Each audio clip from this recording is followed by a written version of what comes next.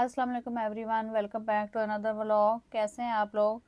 आज का मेरा जो टॉपिक है वो कैट के स्प्रे के बारे में है कि कैट को स्प्रे क्यों करवाया जाता है, ये मैं बताऊंगी। और स्प्रे करवाने के बाद की एहतियात क्या है और उससे पहले आपने अपने वेट को क्या कुछ बताना है, ये सारी चीज़ें हैं जो आपके लिए बहुत ही इंफॉर्मेटिव हैं और आपके लिए जानना बहुत ज़रूरी है। वैसे तो आपने बहुत सारी यूट्यूब पे वीडियोस देखी होंगी, लेकिन मैंने चूँकि अपनी कैट की बेला की सर्जरी करवाई थी, मेरा अपना एक्सपीरियंस है, इसलिए मैं आपसे शेयर कर रही हूँ कि आपकी जो कैट है ना, फीमेल कैट, अगर बार बार हीट पे आ रही है, आपको लग रहा है कि आपकी कैट बार बार हीट पे आती है और उसकी वजह से खाना भी कम खा रही है, कमज़ोर हो रही है, स्ट्रेस में आ रही है, टेंशन में है, सो भी नहीं रही है, तो इसके लिए ज़रूरी है कि अपनी कैट को स्प्रे करवा लें। क्योंकि अगर आपके पास मेल कैट नहीं है या फिर आप बच्चे ही प्रोड्यूस नहीं करवाना चाह रहे, कैट देखे मेरी कितनी पागल हो रही है, प्यार मांगती हैं ये कैट्स, कहती हैं कि हमसे प्यार करो।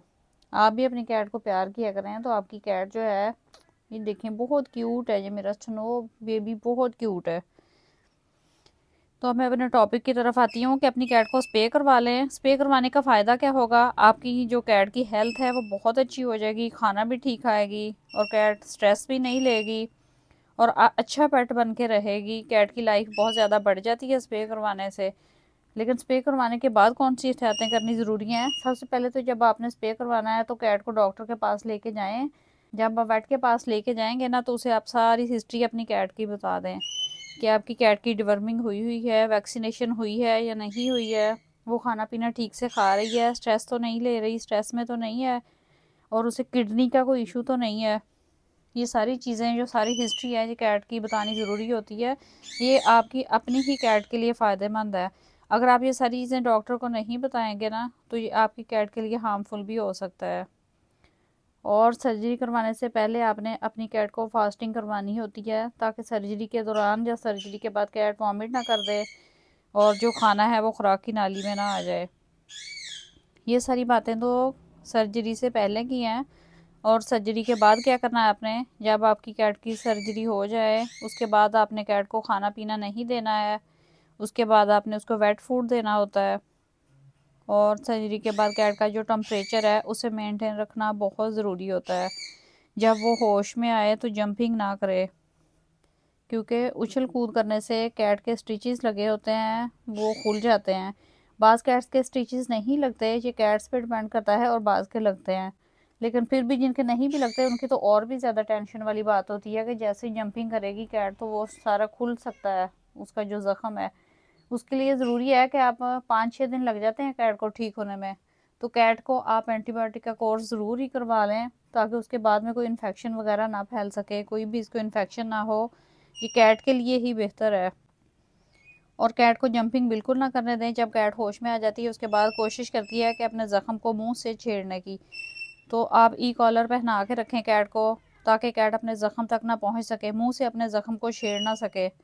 इस ई कॉलर को सर्जरी का पार्ट समझें। कैट का बहुत ज़्यादा ध्यान रखना पड़ेगा आपको बाद में चंद दिन के लिए। उसके ज़ख़म को साफ़ करवाएं, उसे बिल्कुल भी कैट को ज़ख़म को छेड़ने ना दें, जंपिंग ना करने दें, उसको खाना जो है वो सही वाला दें। फिर आपकी कैट बहुत जल्दी से ठीक हो जाएगी। और देखिएगा आपकी कैट जब आप स्प्रे करवा लेंगे उसके बाद हेल्दी हो जाएगी, एक्टिव हो जाएगी, स्ट्रेस नहीं लेगी, खाना भी आपकी कैट सही से खाएगी और अच्छा पेट बन के रहेगी। क्योंकि बार बार बच्चे प्रोड्यूस अगर नहीं करवाना चाहते आप, और आपकी कैट हीट पे आ रही है, तो जाहिर सी बात है मेल कैट भी नहीं है, तो आपके लिए भी परेशानी है और कैट के लिए भी परेशानी है।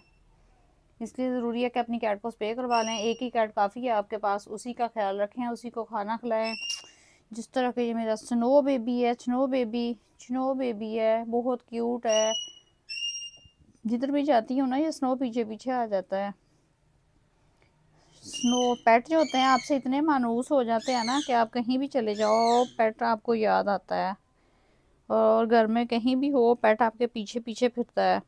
जैसे बच्चे नहीं फिरते खाना मांगते फिर रहे हों या फिर प्यार को तरसते फिर रहे हों, ऐसे ही ये स्नो भी है।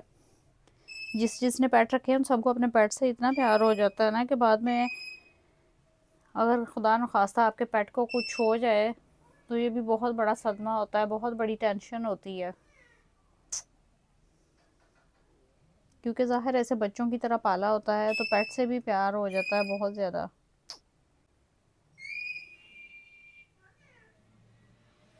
कोशिश किया करें कि अपनी कैट को अच्छा खाना दें, साफ़ सुथरा खाना दें, ताज़ा बना के दें घर में।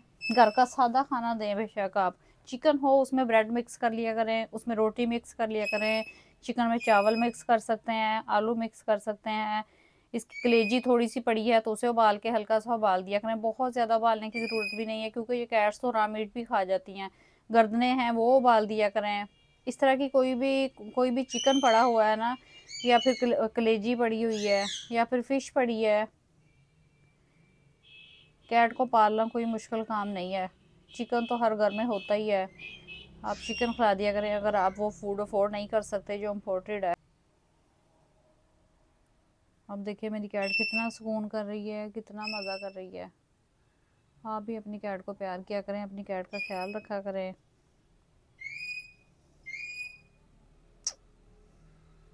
बिल्लियाँ भी प्यार मांगती हैं। जिस पेट को भी रखो सारे पेट चाहते हैं कि हमें तवज्जो दें। जब कैट कह रही हो ना कि हमसे प्यार करो, तब आप अपनी कैट को लाजमी प्यार किया करें। लेकिन जब आपकी कैट आपके पास नहीं आना चाह रही तो ज़बरदस्ती अपने पास लेके मत आया करें। इस तरह पेट जो है वो तंग आ जाता है, वो कभी भी आपसे अटैच नहीं होगा। पेट फिर अटैच नहीं होता, पास नहीं आता। फिर आप बेशक पेट की जितनी भी केयर करती रहें, जितनी भी केयर करते रहें, आपको पेट रखने का फ़ायदा नहीं होगा। आप ये देखिए स्नो को, स्नो तो इतना मज़े से लेटा हुआ है, उसे मज़े ही आ रहे हैं बहुत ज़्यादा।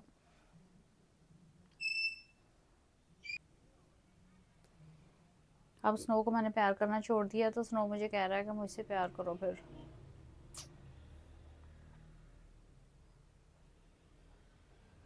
बाकी कैट्स भी हैं लेकिन स्नो उन सबसे हट के है। स्नो क्या बात है, स्नो को क्या हुआ है? स्नो बेबी को क्या हुआ है? स्नो बेबी को अच्छा पेट है किसी का है?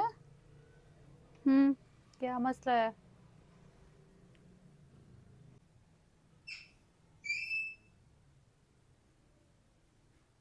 कैट तो बहुत ही मासूम चीज़ है। ऐसे ऐसे ऐसे फ्लफी फ्लफी फ्लफी फ्लफी।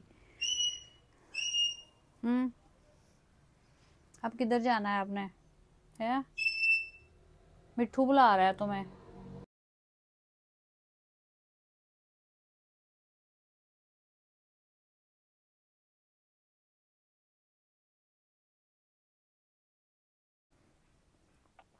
उम्मीद है आज की वीडियो आपके लिए भी इंफॉर्मेटिव होगी, आपको भी इससे कुछ सीखने को मिलेगा। मेरी वीडियो को लाइक कर दें, मेरे चैनल को सब्सक्राइब करें। आज के लिए इतना ही। अल्लाह हाफिज़।